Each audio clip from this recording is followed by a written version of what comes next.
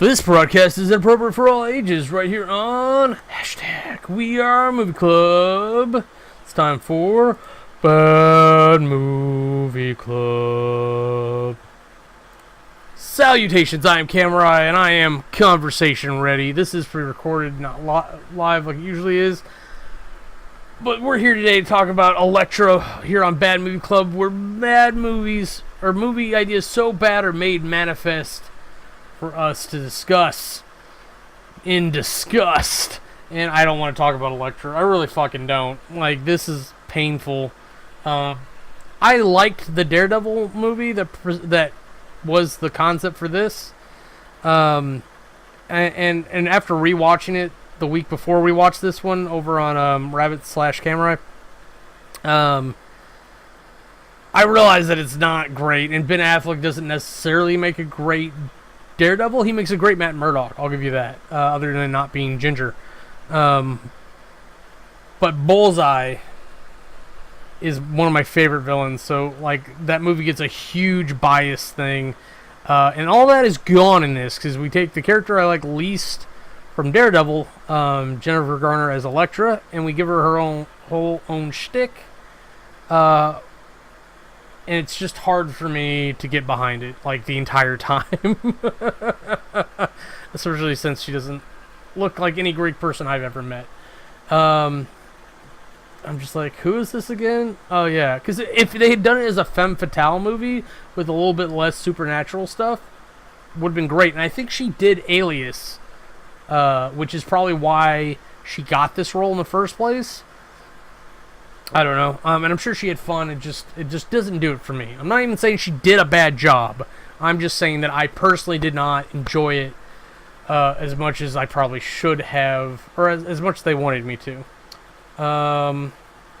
So yeah, I have the words in caps. This is so stupid in my notes that just stood out. I was laughing at that. Okay, so we're gonna blitz through this pretty quick here.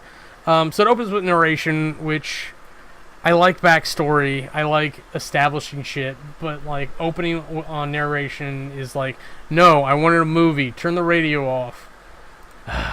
So there's just a problem with it, there's a built-in. And not only that, but it talks about like good and evil, mentions the hand, mentions the girl that is a secret weapon, and shows Elektra.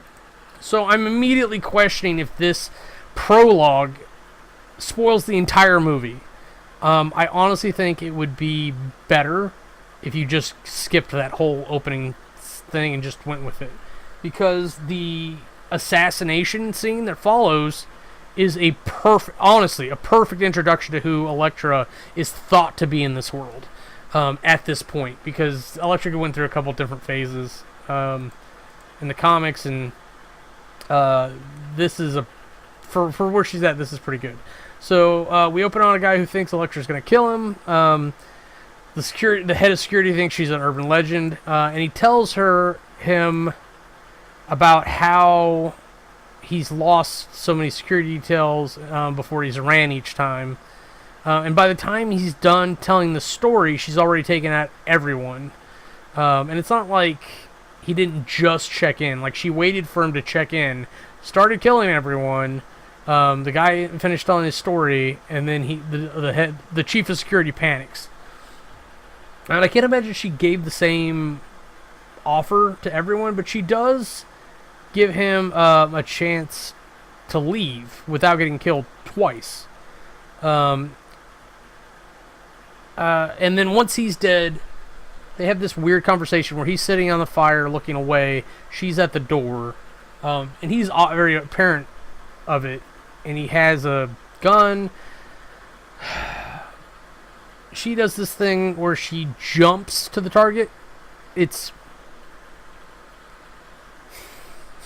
She doesn't jump to him. She doesn't even like seem to teleport. And they show a version of this in the movie later where like the guy like super jumps or super speeds, and I think that's a illusion thing. It's like he moved before they noticed, and then like the blur is reality catching up to the perspective. So he's talking about dying, or she's talking about it's not so bad to die. And then she jumps to him, whispers in his ear, "I died once," without killing him. And then he freaks out as she jumps back to the doorway for some reason, throws the sigh at him, and so as he turns to kill her, it goes through his eye. Or his face, whatever.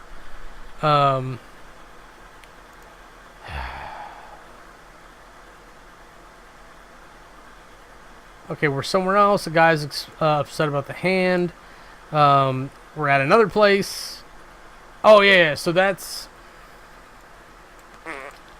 Okay, so they, as much weird introduction as we got like almost nothing on the bad guy's side. So we're shown a boardroom. I remember this now. And it's actually the boardroom of the hand. But what they had sent to deal with things previously were like foot soldiers, just basic hand idiots, which are basically zombie ninjas anyways, because everyone in the hand's been resurrected at least once.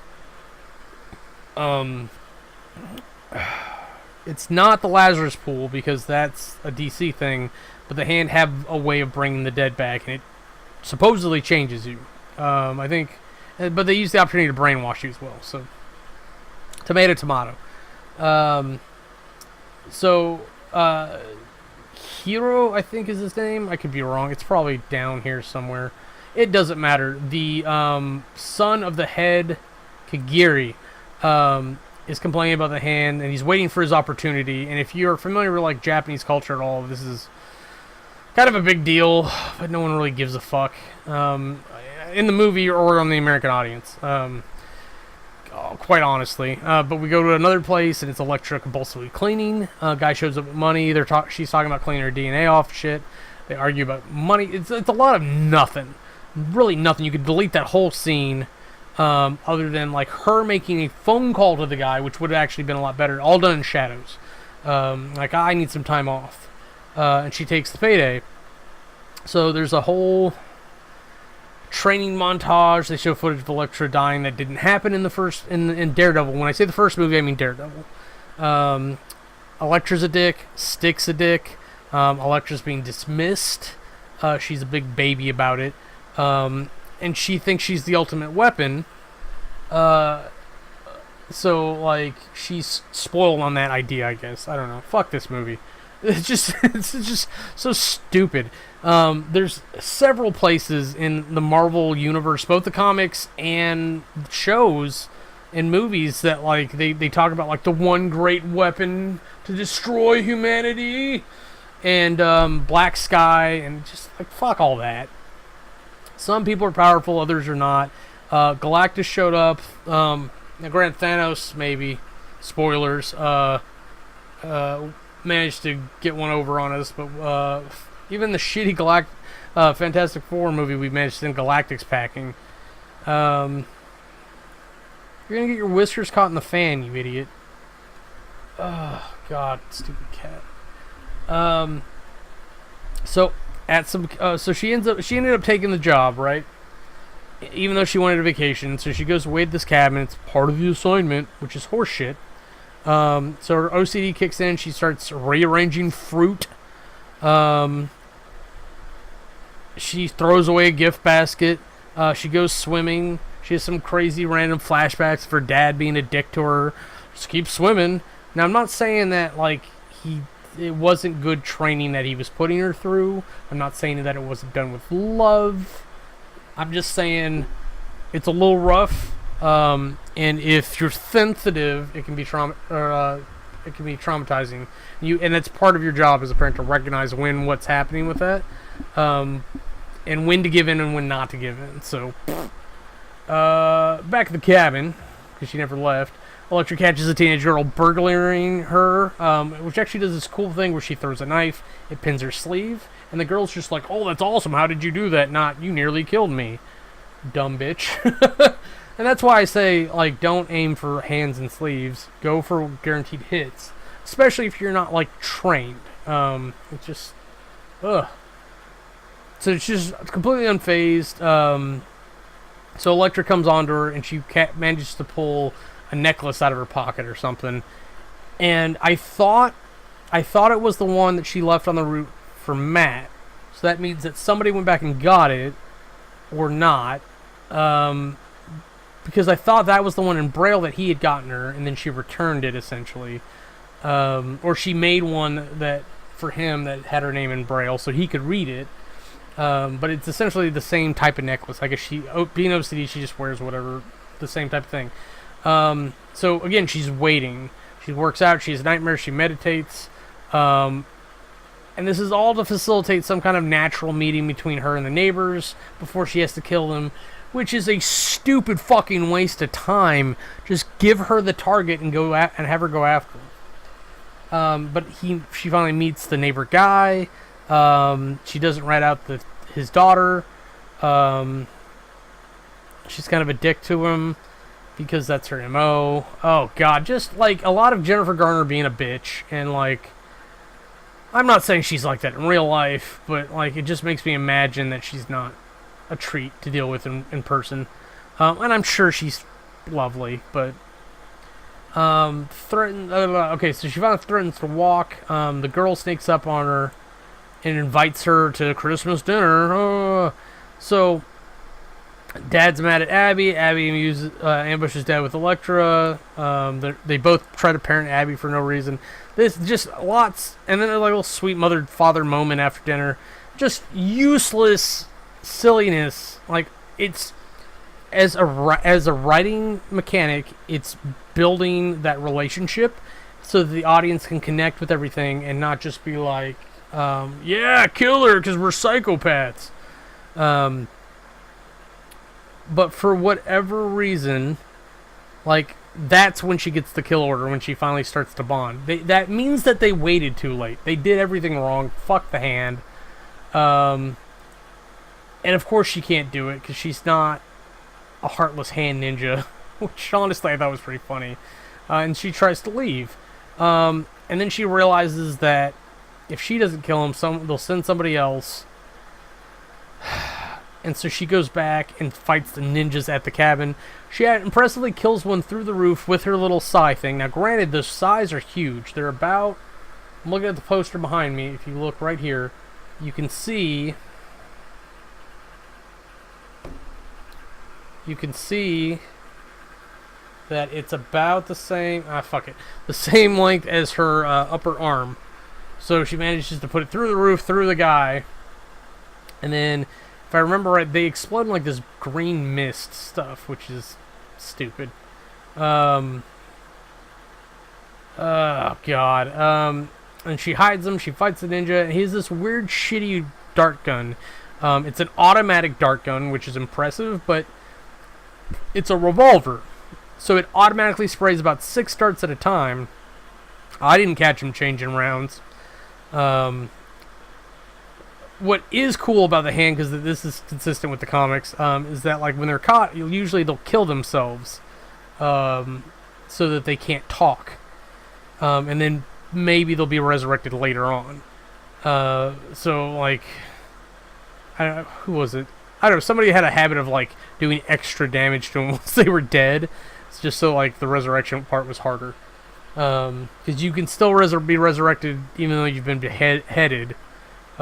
Theoretically, you can piece them back together.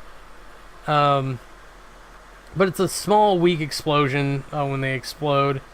And it's just not how the hand work. I don't know whose idea it was that, well, they're zombie ninjas anyways. We can just have them explode so we don't have to worry about the body. So it's literally like tens of thousands of dollars of extra work put into the movie for, honestly, a shitty result. So, back at the boardroom, the guy who was in charge of the assassination, and rightfully so, has to step down. Now, that may mean that he was killed, being it's the hand. He left the boardroom, which means that he's no longer on the board. So, if he's alive past that, good for him. So, Kagiri, the leader's son, brings in his gang of freaks. It is really odd how they handle their personnel in this movie, but like, he sends Kagiri and the freaks to go do it, because the worst case, the freaks will die and they don't have to deal with them anymore. Or they'll be resurrected with better brainwashing. Because honestly, they're pretty loyal to Kagiri for really no reason, but Because it's not like they're Japanese. They don't have the same cultural instinction, which is probably the point of the disdain from the board. So they're at some pool bar, because when you run to a pool, I guess. And so Stick's there, and he's being a dick to pool. Elektra goes to see Stick. She tries to dump them off on him, because she's realizing, like, oh, that's right, she doesn't know yet, sorry.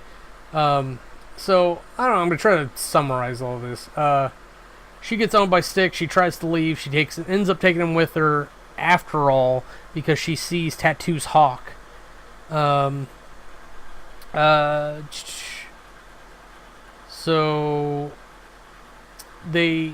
Kagiri declares Elektra's going to die first, based on the information collected. So they all run away to the country. The Millers, the two people she's trying to save, are discussing lying to her within earshot. Downstairs, Elektra freaks out as she's like having weird psychological delusions about Abby. Abby's trying to like wanting to be Elektra, which maybe as a role model I get that, maybe. But if you don't know what a sai is literally like right there. It's Elektra's signature weapon. For some reason, Raphael used them in Teenage Ninja Turtles. Sais are used to break swords. They're defensive weapons. You can do a little stabby just like you can with any stiletto, but it's not what they're made for. So like it just the point of the conversation they had was really kind of a bummer, because sais are actually a good learning weapon for ambidextrity, especially given their purpose. I literally have a line of notes in here that say bullshit. So, and that's after Elektra shows Abby meditation and then scares her for a joke. And I guess the point of that is to show Elektra has some humanity.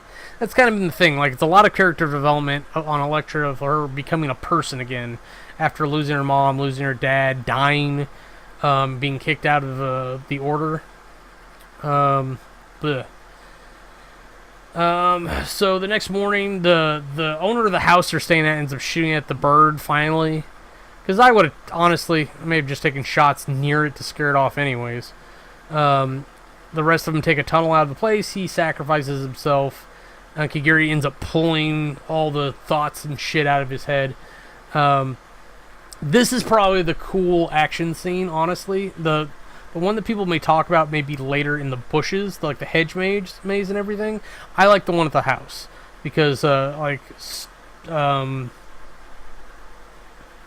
no, mate. Well, I like at the house where they're attacking him, like, because Stone, like, wipes away the buckshot. So we've got Stone, who's impenetrable, kind of like Luke Cage, which kind of made me sad that, like, oh, it's a bad job for Luke Cage. And then Tattoo, who has animal tattoos that come to life. Typhoid, who actively gives disease or drains energy. I don't know. And then there's one other guy who I don't think I ever caught his name. And he gets killed pretty quick. It's pretty funny. But my point is that once they go to the woods to chase him, Tattoo releases some wolves who don't become wolves and then chase them. They fly around as Indians or Native American spirits for a while and then land and become wolves to chase them. They don't even get that close. They just land and then start running instead of running from the beginning. So yeah, so there's this weird capoeira guy who gets knifed and killed pretty quick, and it's right after there's all these impossible physics things with Stone, given how big he is, the tree, and then the idea of him being smashed to bits by the tree, and then he puffs into green smoke, because I guess he was resurrected by the hand, which is the whole point. I don't know. Waiting for Madam Hydra to take over. She's a good leader of the hand, sorry. Abby reveals that she's the treasure, by killing a wolf with her magic necklace. Typhoid super jumps to Elektra to kiss her, which should be hot, but I don't know. Abby moves to engage. Kagiri, Karigi? I have a pronunciation guide there for some reason. Karigi kind of is irritating to say. I think I'm going to keep calling him Kagiri anyways. I don't care. Kagiri. Don't care that it's wrong. Don't care. Not good enough movie. Oh, man. So, and then all of a sudden all these white ninjas appear, and none of them are Chris Farley. I'm very upset. Very upset about that. There's a perfect opportunity. Oh, he's dead. He was dead at the time of filming this. Sorry, just kidding. It would have been good to have a fat white guy referencing that, though. Now I feel bad. But we go back to the Order training grounds. Stick and Elektra talking. Abby pretends to be Elektra with her size, being all cool. And then Elektra sneaks up on her. She fails to sneak up on Elektra, sorry. They challenge each other, so there's cool impromptu sparring ending with Abby crying, because why not? At night, Elektra leaves. She challenges Kagiri, whatever. And they're fighting for Abby, which is interesting, like, because Abby has been literally objectified as a prize for winning, but we're dealing with a strong woman character, and there's nothing wrong with any of that, but it feels counterintuitive to the point and purpose of writing it in such a manner.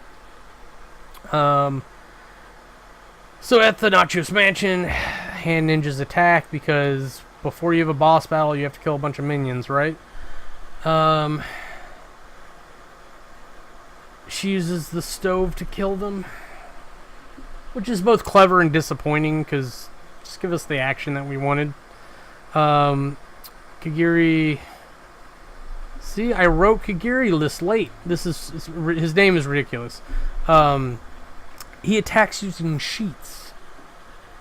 And I don't know why in an abandoned mansion there are sheets hanging about at all. It's a really dumb standoff. Honestly, like, the writers should get a timeout. They probably already had it. But they fight. She remembers that he killed her mom. They fight some more. Abby shows up because why not? Kagiri attempts to engage her. Elektra attacks. He uses this almighty push attack, which is the term I use for, like, when an attack goes out like an omnidirectional. I should just start saying omnidirectional attack. There we go. I like almighty push. It's from Naruto, but it's good. I like it. Others attack. Elektra ends up killing Tattoo, because at this point they're in the hedge mage outside the mansion. And this would be the epic fight of the movie when people refer to it, but the one at the house was better.